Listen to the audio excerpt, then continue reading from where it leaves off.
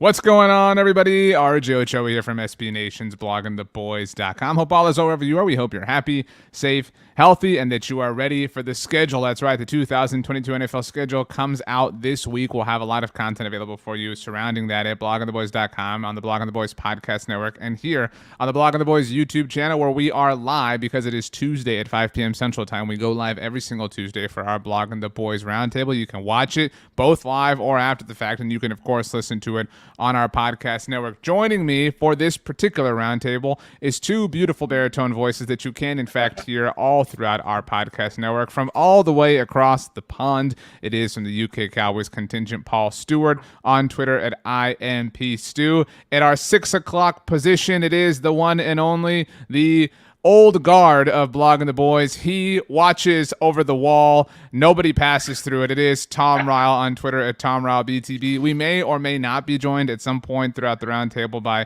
Danny Phantom here. If he comes in, cool. If he doesn't, hey, no sweat off our back. Tom, do you consider yourself kind of the Night's Watch of Blogging the Boys? Yeah, kind of. Kind of sleep. I do have the military background, and that's kind of my thing, to watch over the ramparts. You are our Jon Snow, needless to say, surrounded by a bunch of crows. Paul, you had a very busy week last week, what with the international games being announced. I know you've got a lot of plans as far as what's going to be happening over in your neck of the woods, as well as to visit stateside and check out some local Cowboys games. You were knee deep in draft coverage as well. Do you feel like you've been allowed to take a breath for the first time in a few months? Absolutely.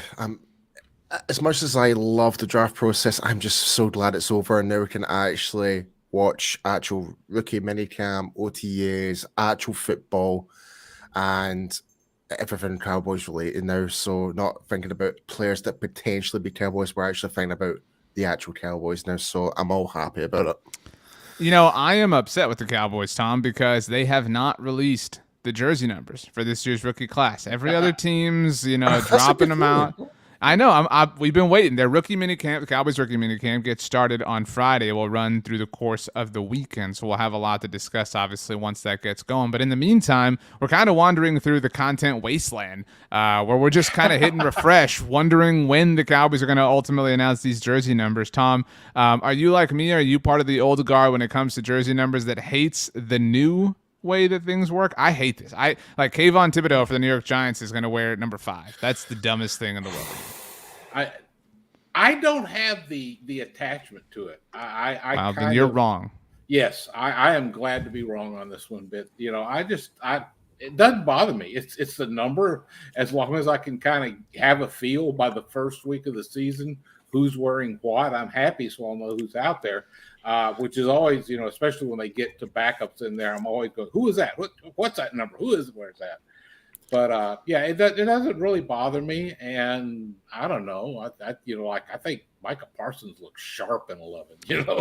Tom. Anyway, Paul, Rex Morgan says in our chat, how about you pick up the guitar behind you and play us a Minicamp song? Can you play the guitar? Yeah, I can play.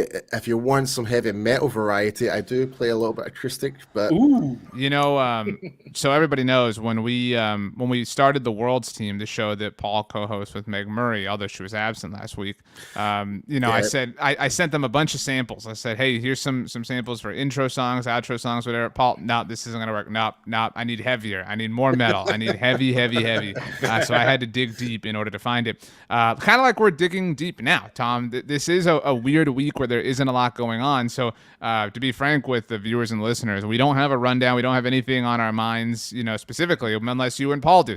You guys are here to make the show. So Tom, what Cowboys thoughts are on your heart, on your mind, things that you just are thinking right now? They could be good, they could be bad, they could be questions, general wonderments. This team is largely constructed, right? Like I think they have 91 players on their roster actually after the waiving of Shewo Olanilua last week. And so who this team is going to be this season is primarily going to come, ultimately, basically going to come from the players that we have to look at right now. So how are you feeling about that, Tom? Well, you talked about general wonderments, and I'm wondering why on the Dallas Cowboys website, under the team roster, Deron Bland does not have a position listed. And Ooh. it makes me wonder if there's Reggie Robinson 2.0. Yeah, which is not a good sign for the young man. I kind of hope they just, go ahead and let him play corner what he knows. I mean, he's going to be a special teams guy if he makes the roster. He's far enough down the draft list that's not even guaranteed. You know the Cowboys are not going to cut one of their first through fourth round picks, but when you get into the fifth round, it's getting a little shaky, and it's possible they could try to sneak some of those guys onto the practice squad or something. So I see that, and I'm just going, let's not go that route again. I just hope that they don't try that kind of an experiment once more. And now look at him switching to safety and turning out to be a revelation just because what do I know? Paul, that would be annoying, wouldn't it, if the Cowboys immediately, again, in case anyone doesn't know, that's what they did with Reggie Robinson. He's a corner safety, where they're going to play him, whatever, this and that. They did it with Byron Jones, who was obviously far more talented. No disrespect to Reggie Robinson or Deron Blaine.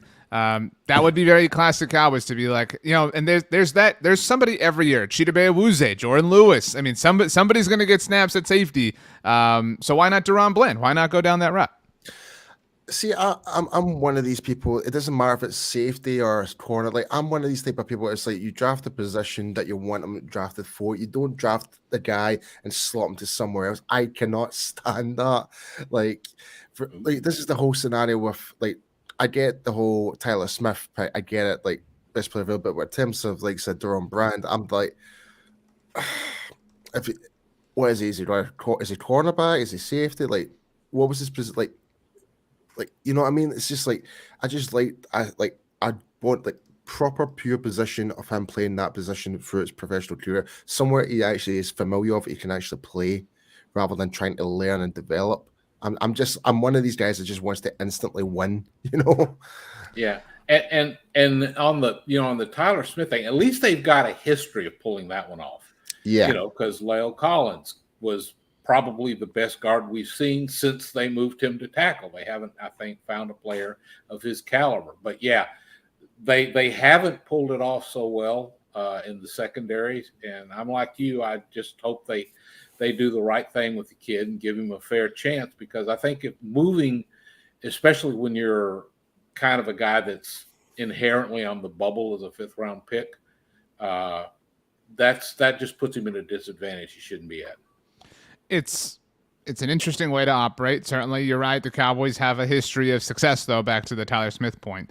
And I'm just kind of like, I'm kind of sick of like that credit going around to them. Like, I don't want to take it away from them, Paul, but right, like everyone's like, oh, they can do it. They've pulled this off. Like, that is a really dangerous way to live and to operate. And I do worry that they look at what they've done with Terrence Steele over the last 2 years and they say, we can take anybody. We can pull this undrafted free agent, we can turn him into a viable starter, et cetera, et cetera. I mean, let's not take away from the talents they've drafted. The Tyron Smiths, the Travis Fredericks, the Zach Martins. Like, they have landed these incredible players. They have I would say the only times they've pulled off flexibility have been like in sheer moments of panic, when Travis Frederick had to miss the entire 2018 season and Joe Looney played center. Yeah. I mean, to your point, Tom, when Doug Free decided to walk away and La'el Collins suddenly had to play right tackle. Granted, that was kind of, something they built towards, but I mean, they are not necessarily this isn't something you should pride yourself on being good at. Like to your point, Paul, you should just find dudes who play positions and then put them in that spot.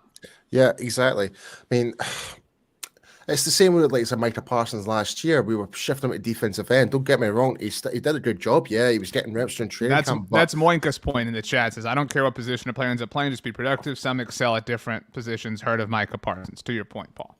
Yeah, I mean, Parsons is a linebacker. We know that. He's also a unicorn. Like, there are not, there are not that many people like that. He is like a proper like creme de la creme, pretty much out there. So it's unsettling, isn't it, Tom? Like, and I think that, without having or relitigating the same conversation over and over and over again, it does feel like the Cowboys are banking on some arrogance, call it ignorance, but or maybe you want to call it confidence, but like, they are banking on their ability to do some things that are somewhat unlikely.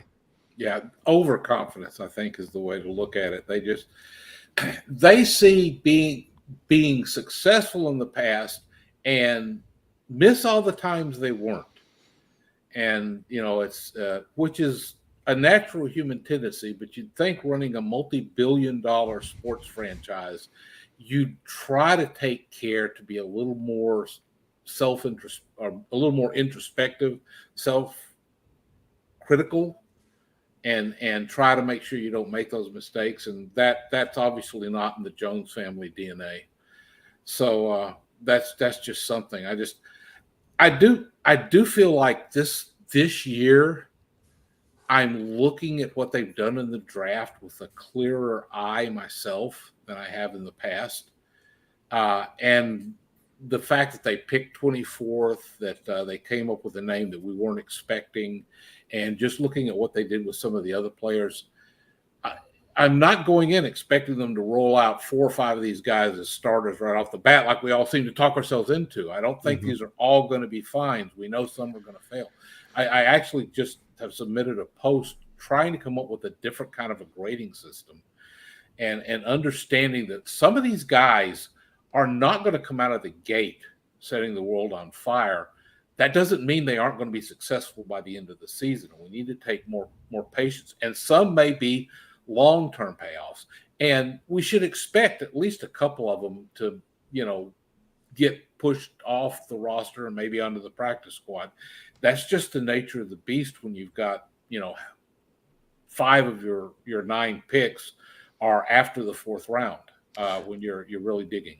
I think that's well said, Tom, and that's why I think there is a camp of everything the Cowboys do sucks, and I don't think that that's fair. And some of the circumstances that they've been facing are a result of their success, right? Like picking 24th and getting wiped out at guard and getting wiped out at wide receiver. And I think that we're all willing to be forgiving of those things. It's the flashing your draft board that it's those decisions. It's taking a shot at Taco Charlton in your pre-draft press conference. It's all those things that you're doing that are making the situation that is already a little bit bad much, much worse. And you don't have to do those things. And those things only exacerbate and the cause and kind of, rile up the circus of it all. And so I thought, Charles Robinson of Yahoo gave Blogging the Boys a shout out last week, Paul, when everybody was talking about the draft board, and he talked about it on his podcast, You Pod to Win the Game, which is named after the late great Therese Paylor. And he was just astounded. He was like, look, one team has their draft board leak in 50 years and they make 100 changes. The Cowboys have had it happen 4 different times over the last decade. I mean, it's just like a rite of passage at this point. And maybe we're getting too worked up about it, but you would think that there would be some sort of adjustment. I mean, it's not like the other times, this one is so frustrating because there wasn't this slip up. There wasn't this, thing that wasn't necessarily supposed to be seen that was seen. There was this purposeful, conscious decision to flash off the board, which again, just kind of reminds everyone, get your popcorn, get your peanuts. We're at the circus. We're not at the opera. We're not at a Broadway show. We are at the circus. The elephants and tigers are coming out next. Yeah, I kind of feel like we were watching a remake, a really dodgy remake. You know what I mean? So, it's like you expect to see all remakes. You expect to see the same glitz and glamour, but no, it was not what you expected. It was lower grade, in terms of. It didn't feel like a Cowboys draft without Jerry doing something or anything like that. But I don't know. But time will tell. Time will tell. Like Tom was saying there, I think with all these players and stuff that we've drafted, and I think it's more of a patient game for this season coming ahead. We need to kind of lower our expectations going into the season, especially what other NFC teams have done, like the Eagles. Well, I hate to admit this, they had a fantastic draft. I mean, Jordan Davis, Nakobe Dean, that's just 2 names off the board already, and then brought in AJ Brown for part of a trade deal with the Titans. So there's that. Along those lines, Paul, I want to ask you both a question. Brandon Gatton from Bleeding Green Nation and I are going to put together an all NFC East team at some point this offseason on the NFC East mixtape. And last year when we did it, when we did the wide receiver position, it was, Amari's there, CeeDee Lamb is there, whatever. It's awesome. I think we had Terry McLaurin as the 3rd wide receiver. The best receiver in the NFC East is AJ Brown or Terry McLaurin, right? CeeDee Lamb is 3rd at best, right? At the absolute best, CeeDee Lamb is the 3rd best receiver in the whole division. I would agree with that. Yeah. I can see that he's got to work on his drops. Okay, so Yeah. like if we looked at the offense, right? Like Dak, if we built like an all NFC team, and again, we'll do it on the mixtape in a few weeks. But Dak is the quarterback, right? Tyron's the left tackle. Are we like sure, right? Or okay, we're taking Tyron and we're taking Zach Martin. That's it though, right? Like we're not taking anybody else along the offensive line in the division, No. right? So you've got you've got three Cowboys counting Dak. I mean, maybe CD again. If you're taking three receivers, CD makes it, right? That's it though, like because Dallas Goedert is probably better. Like I think most people would take over Dalton Schultz.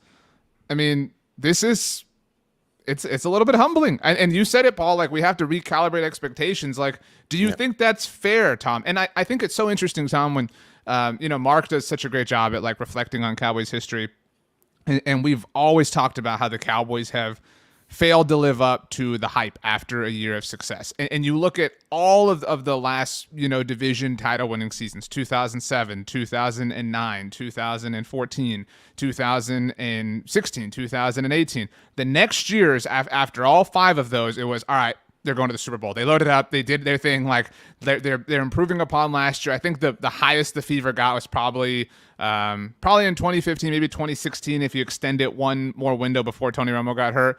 But they always collapsed, right? Like and sometimes they had unfortunate injuries like Dak and things like that, or Romo, whatever. But like my point is the off seasons following Cowboys division championships have generally been filled with, all right, they're taking the next step. This time it's like the entire fan base is convinced, Tom, that they are regressing. This is very, very, very uncharted territory. Yeah, and the regression, oddly enough, doesn't preclude them winning the NFC East because of the schedule they've got. And they've got the best quarterback. That's such a driving factor. That's the only thing that saves them, though. Yeah. How many times would you say that with Romo? He might have been all that saved them a couple of times. That is so depressing, Tom. Thank you so much for that. But it's and it's interesting that nobody wants to throw Ezekiel Elliott out there, which is there's a logic in that though, because all of the things that we look at. We look at what the teams did in the draft, but the big thing we really look at is who were they at the end of the season last year. And if you go down just to the player specific, if you look at Ezekiel Elliott at the end of the season, no, he's not the best running back. If he is like he was the first 3 or 4 games before he fell on that stupid pylon, he's the best running back in the division. So part of it is we're not absolutely sure who's going to show up. Will CeeDee Lamb have the third year that a lot of wide receivers have, where he kind of peaks, or is he going to continue to have his problems with drops and stuff like that or running the wrong route that seemed to happen too many times last season? Will the communication get better with him and Dak? So there's a lot of unknown, and I kind of like the fact that the rampant optimism hasn't flared up because on the Riled Up podcast, Roy and I started talking about that a while back, and Roy kept saying, you're going to get the excitement back. You're going to get the excitement back. And I keep going on every week saying, no, I haven't gotten the excitement back. I'm interested in seeing what this team can do, but I accept it's a wider range of outcomes than we've gone into those seasons, like you said, thinking the Cowboys were set to take that next step. Do you agree with that, Paul? Like it kind of feels like it kind of feels like those other division title winning seasons were like the first few seasons of Game of Thrones, right? Like after each one was like, can't wait for the next one, can't wait for the next one. Oh yeah, absolutely. But last year's title or division title is like the penultimate season of Game of Thrones. It was kind of like I know everybody feels like just the last season sucked, but I mean the penultimate season was kind of it's rather the first half of the last season. So my point is that you can kind of sense it coming. So to that point, I mean, do you feel like people are in that boat? Like, do you feel like people are like that this is natural, or do you think that there is going to be a point, because we're now past the draft, we got the schedule release, there's no real like checkpoint left after this. So yeah, like you got OTAs and minicamps, but like if not now, what is the point that like that the shoe drops, that the Cowboys fans come back? Because they still haven't. Like I think Jerry and co are probably like, okay, you guys are really holding out. You're taking this seriously. Okay, cool, but you'll be back. Like when do people come back and like, yep, Cowboys win the Super Bowl? Like there's some sector that will always feel that way. But I mean, or are people just permanently burned? I think, as much as I hate to say this, it'll be game one if we win by dramatic fashion. That's it. Like, I that's think the you're only right. Like if they go out and they win like 37-13 or something like that. Like, Yeah. yeah. If it's against a really strong team, because Yeah, we got to see how the schedule lines up. Because if they go out and whoop up on the Bears because for some unknowable reason they get scheduled them in the first week, take that with a grain of salt.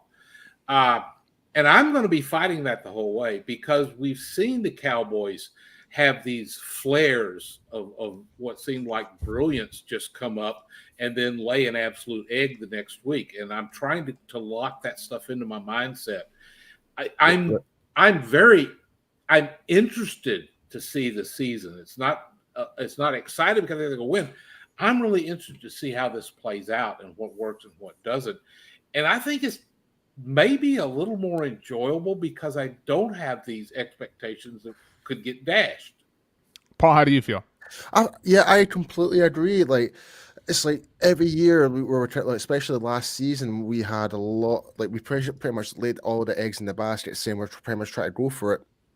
Excuse me, like we were trying to go for the Super Bowl. But this year it's like, we knew some certain players were going to get released or cut and stuff like that. So we knew we were going to be regressed. So, and it's going to have to replace those ones. But if I'm going ahead with this season, it's like, okay, we just kind of have to kind of play it by ear, lower expectations. We can't just go out and say, yeah, we've got the best team, it's really hard to judge right now because we just don't know where we are right now. So, yeah, I'm going to take it game by game.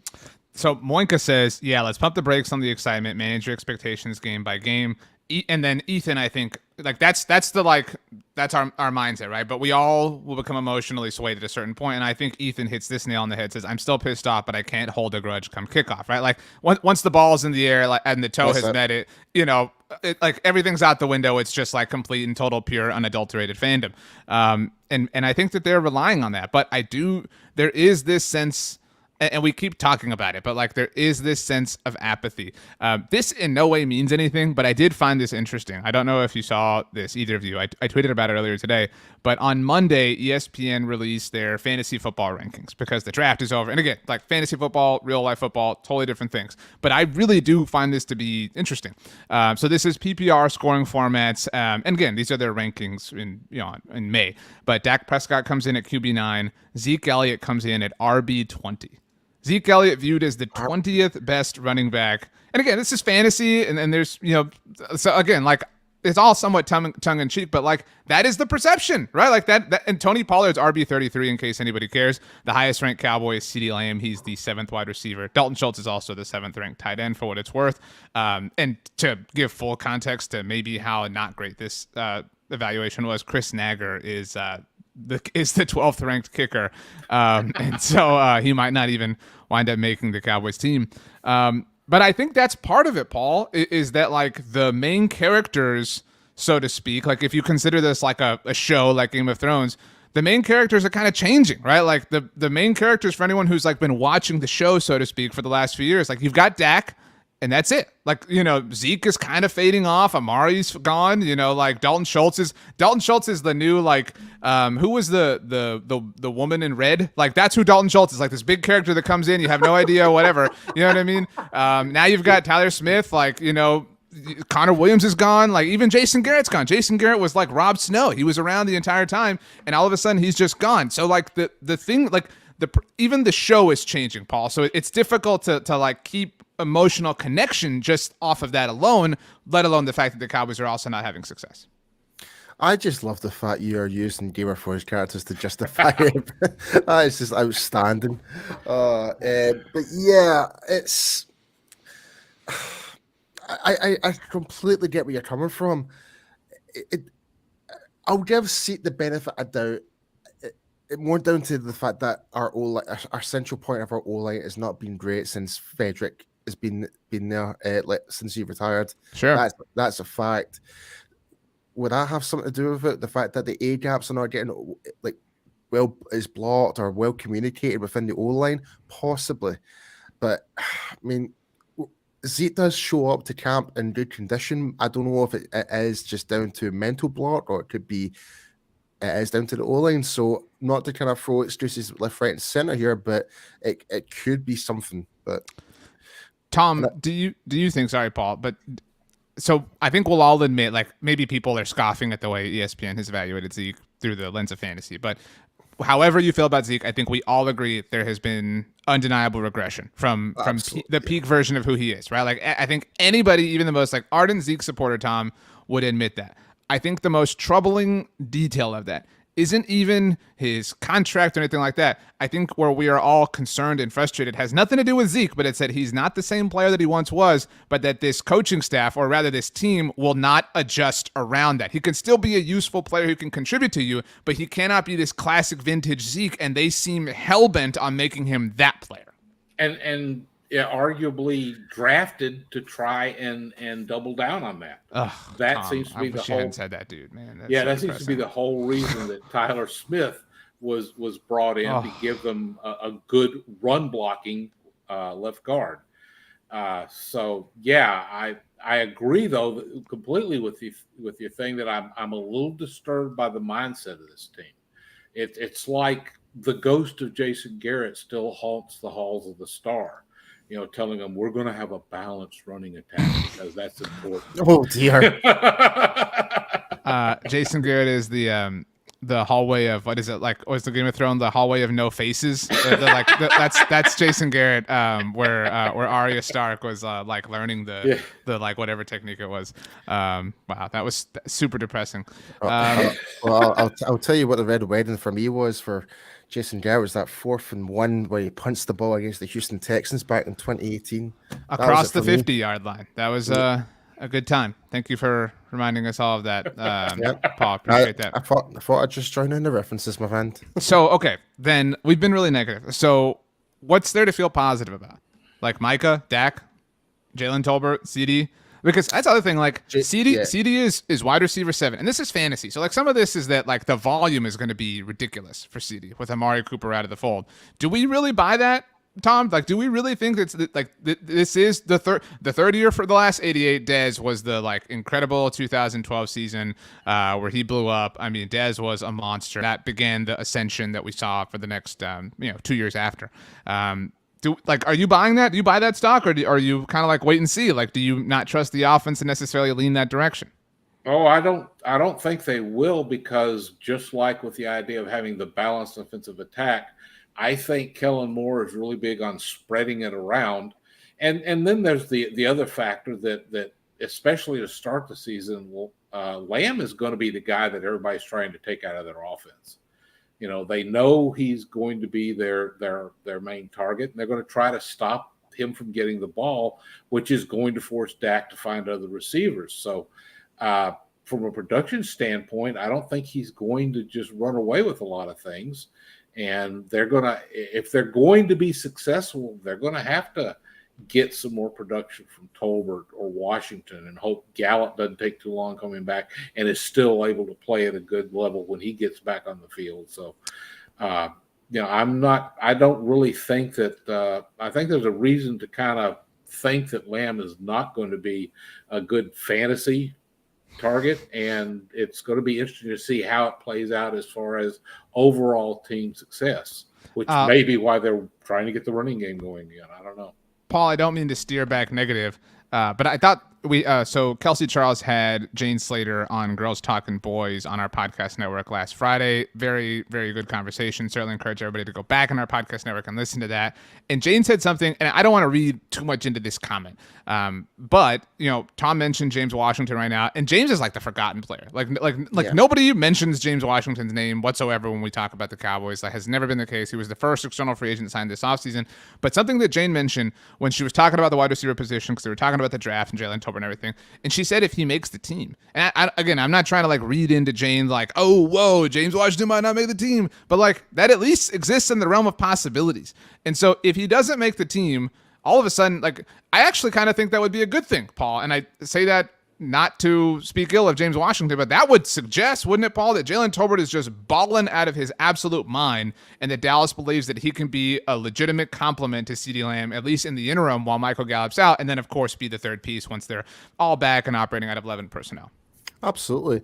I mean, Jalen Tolbert, mean, I expected him to go in the second round, for example, but we ended up getting the third. I think he will be that missing piece that people will just not expect. Like we will have that low expectation of him, but I think he'll make a really good contribution to the Dallas Cowboys wide receiver core. And not to mention as well, you looking at the undrafted free agents we brought in. What it needs to say is like one of these guys, like I'm just trying to name ball one of them actually, like Freifogel. yeah, like Dontalia Drummond from Ole Miss, for example. Like, who knows? He could be the Cedric Wilson replacement. Who knows? Or Simi Fehoko could take a step in here too. Absolutely. Right, yeah. There you go. So, like, and with a number of guys we brought in from undrafted free agents, it's like it's going to be a good, quite interesting camp where it comes to the wide receiver core, I think. Do you agree, Tom, with what we kind of laid out, that James Washington getting cut would suggest that other players are stepping up in the way we want? Again, we hope the best for everybody involved here, but that would seemingly be a good sign for the rest of the group. Yeah, getting the old Ha Clinton Dix treatment could very well happen to him. Because of course, we all were looking at the old Ha Clinton Dix, and that was not at all what the Cowboys had. Washington never had that much of a reputation, so this is actually him trying to take a step up himself, and it's certainly going to be an interesting competition. But and I wonder, Stephen Jones keeps saying they're not done in free agency, and there's still some. The Cowboys could at least inspire a little bit of confidence back if they went out and made a good signing or two, but I think that's speaking like being way too kind. I don't think that's confidence. I think that's like a little kid coming in saying, "I cleaned my room." It's like, okay, you did this bare minimum thing. Like, okay, cool, good for you. Do you think they're done, Paul? Again, they have 91 players on their roster. Like, like who's hanging out? Like, there was the Jason Pierre-Paul rumblings at the beginning of free agency. They never really made a move there to, a degree that it got hot. And then they drafted D. Williams, of course. And then earlier this week, ESPN's Jeremy Fowler noted that they might be out of the running there. So, like, who else is left? Like, what other position are they going to address? Swing tackle? Because they still don't kind of have one.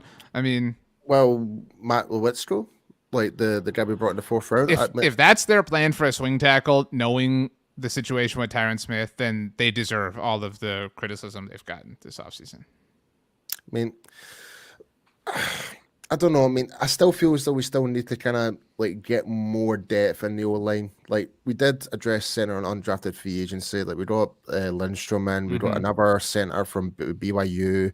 Can't remember his name at the top of my head, but yeah, I mean, free agents wise, I mean, where was the Cleveland Browns guard that just got let go? He's still available out there. Like people are been calling his name to get signed up. He would have been bringing some experience to the O line as well. And I think his actual PFF grade, and I know people can criticize PFF, but his grade is actually quite reasonable, high up there. So I don't see why not. Like we've got all that draft capital now. Well, no draft capital, cap money, sorry. Because obviously with the whole Randy Gregory scenario, we've kind of managed to free up so much space now. So I don't see why not. But in terms of answer to your question, I think we will need to address more players still in free agency, because there will be some players that will be getting cut. We'll probably bring them in potentially. Like, I mean, there was the whole Malik Hooker. He came in later on, played during camp as well. So I think there will be more additions to come in the future. Tom, what position are the Cowboys going to address in free agency? You guarantee? Guarantee? I ain't guaranteeing anything. This is Stephen Jones we're talking about. The line does seem to be a place where they could get some good veteran insurance, because that's what they're looking for. If plan A, which is to make what they've got now, doesn't work, then they need to have a plan B, and they could do that with a free agent signing or two. And if there's some other places, I wouldn't be averse to them signing a wide receiver under the same logic. Let's just get somebody in there in case these other bodies just don't work out. Like that's the thing. Like right now, like we have no.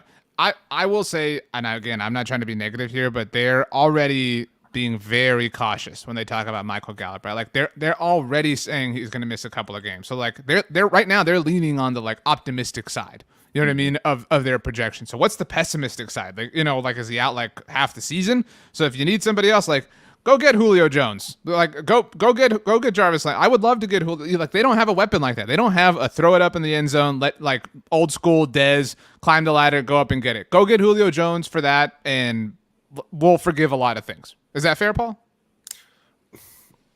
Maybe not a lot of things, but we'll forgive like 1% of things. From a marketing perspective, it would make sense. It sells T-shirts, but the thing, Julio, well, like because they didn't, and it's not their fault, but like they didn't get Traylon Burks, like they got wiped out at wide receiver. And again, that's like totally fine. I have no issue with you getting wiped out. Like you had the 24th overall pick, but like double, like hedge your bet. You know what I mean? Like that's what we're waiting. Like they have not hedged a single bet. They've bought 500 different lottery tickets and they're banking on all of them hitting. They have no hedging going on here. Yeah, it literally feels like a roulette table as well, doesn't it? Oh, dude. Yeah. Yeah. Wow. Yeah, okay. the hedging their bets is exactly it. They are not doing that. They still have a chance to do it, and that it would make me feel like they're at least paying attention. If they did. See, like I think that's a step too far. Like I really just need them. I need to feel like they care. Like that's the bare minimum for me. Like you're going a little bit farther than I don't even need that. You know what I mean? Just show me you care. Show me you're aware of what's happening. And that's. Then I'll come back. Yeah, that's what I said. That at least show they're paying attention. You know, that they're looking at what's happening, what they've got on their roster, and the possible pitfalls. And right now, they're not showing any sign of recognizing some of the ways this could go south on them. As we close, I would like one final statement. It can be a statement, it can be a declaration, it can be a question from each Tom and Paul, and we'll take one. So whoever comments the statement / question speaks on behalf of the entire group that's with us live. So Paul, you can go first. Your statement, question, just how you're feeling, whatever you want to say. It's your moment. Oh, Danny Phantom, by the way, will not be joining us because he's in the comment section. So he's, I think my comment will be is to just to lower our expectations and just basically take it step by step. That's it. So, and just try and enjoy it. Hopefully, it'll be something promising in the future. Yeah, patience is a virtue. Yep. Okay.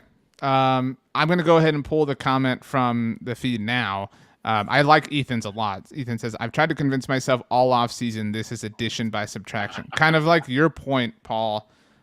I think we're all trying to convince ourselves that we are the exception, right? Like, oh yeah, every other defense, that's great regresses, but this will be the one, like, yeah, Tyler Smith, was evaluated as somebody who would need a lot of work, but like this will be the one time that everybody was like, we are banking on being the exception. We are convincing ourselves that we are the exception. We're banking this being like a similar situation as Travis Frederick 2.0. I'll tell you what it feels like to me, and nobody in the world except for me will understand this, which is a great thing to say out loud. So I'm of the age that Power Rangers were like a thing when I was growing up, obviously.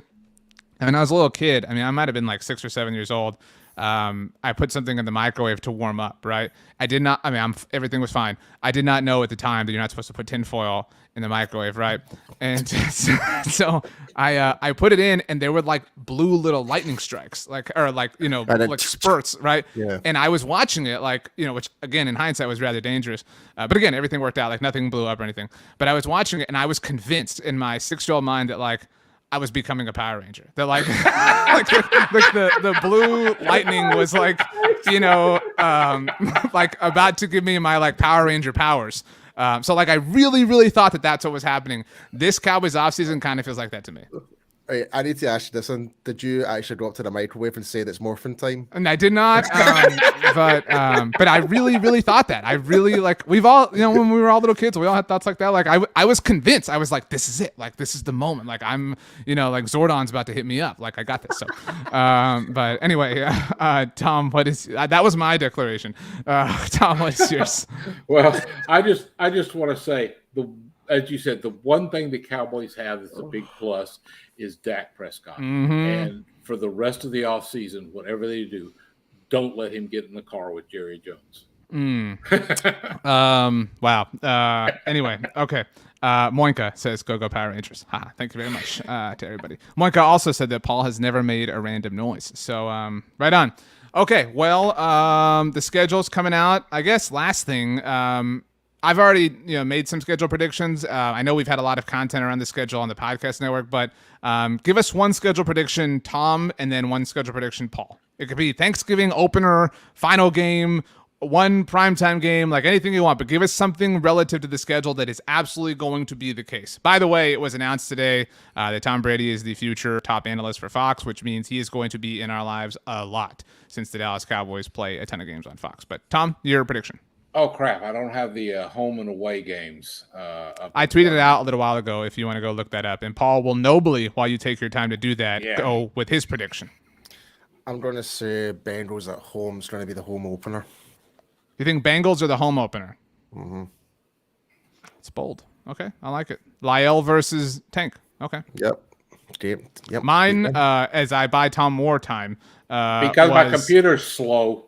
Well, mine was, and this isn't like, super original, but is the Buccaneers on Thanksgiving. But because this year's Thanksgiving Day game for the Cowboys is on Fox, and that is Fox's biggest regular season game of the year. So they can do like a big old, it's a huge pregame show. They can do a lot of like Tom Brady's, our future color analyst, like stuff, blah, blah, blah, whatever, et cetera, et cetera. So Buccaneers on Thanksgiving is my prediction. Tom. That's a good shout. I think an absolute lock is they're going to be trying to figure out the races at the end of the season, and the Cowboys will close against the Eagles. I hope not. I mean, like, I was spoiler alert, we already recorded the NFC's mixtape that goes out on Wednesday, and I don't know if y'all realize this or not. Brandon and I talked about this. The Cowboys haven't played a significant game in Philadelphia in a really long time. Like, so think about this. Really the whole Dak era. So 2016, the game in Philly was week 17, and Dallas had locked up the 1 seed. It was insignificant. It was Tony Romo's last career touchdown, though. Whatever. But 2017, the game in Philly was week 17, and Philly had locked up the 1 seed, and it was an insignificant contest for them. 2018, it was significant. It was Sunday Night Football. Leighton Vander Esch had the interception. Jeff Heath stopped Zach Ertz. That was a great game. But 2019, it was kind of for the division, but Dak had the shoulder thing. Like, it didn't really have the juice that we wanted it to. It was really, and Garrett was kind of on his last, wheels. It was just not fun. 2020 was the Ben DiNucci game. And then last year was week 17 when all the Cowboys did was go get a bunch of records. So, like, it's been a long time, Paul, since we had a game in Philly mean something. So don't put it in week 17 is the point. Yeah, but I would not be surprised they would just do it again, though. It just seems to be like, mind years ago, it always used to be the Giants was the home game opener. Like, I'm fine with that. Bring it back. Like, bring that back. Giants Cowboys week 1. Let's do it. Yeah, why not? Okay. I actually, my actual last question is I am on the clock in my dynasty league. Should I take Alec Pierce or Trey McBride? Does anybody have any thoughts on this? Alec Pierce. Well, I think so. I do have Dalton Schultz, so I am set at tight end for a little while. And my receivers are pretty stacked. I've got CeeDee, Amari, and so I benefited from the trade. Jamar Chase, and I just drafted Jameson Williams. So, ooh. Oh, now that you mentioned that, then McBride then. I already took Alec Pierce, Paul, so thank you for making me feel better about it. But anyway. Well, that's decided, so I don't have to express my ignorance. Danny Phantom said Alex Pierce, but a lot of you said McBride. I'll trade back up, and I'll get McBride. So, okay. The random noise was said a lot in the chat. So, Tom, the people have demanded you to make a random noise that lasts at least 4 seconds before we leave. The floor is yours.